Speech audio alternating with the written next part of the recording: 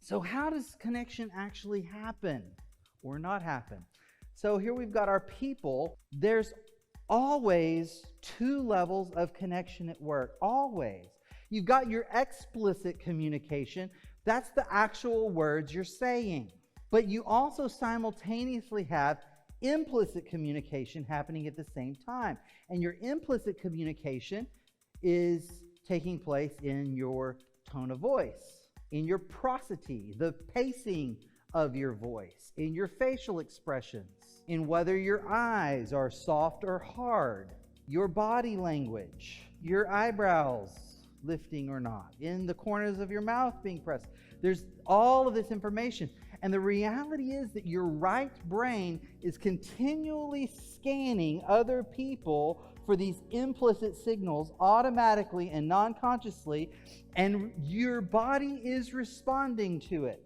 So my wife and I, we call each other Bud. You know, it's a weird thing. That's our pet name for each other, Bud.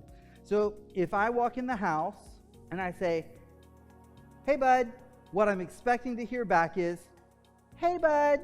If I walk in and I say, "Hey, Bud," and she says, "Hey," antenna up right away. So there's always these two levels going on. And listen, if your feet are going one way and your mouth will go in another, I'm going to believe your feet every time. Is something wrong? No, nothing's wrong.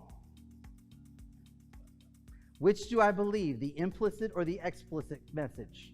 The implicit. We always believe the implicit message over the explicit message if they're mismatched. We just do.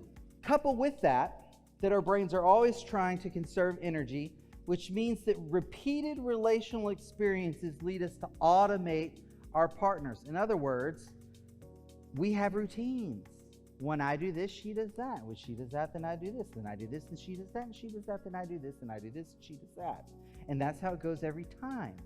And so I don't actually have to pay attention because we know this dance. We know how it goes. And that's not a bad thing much of the time.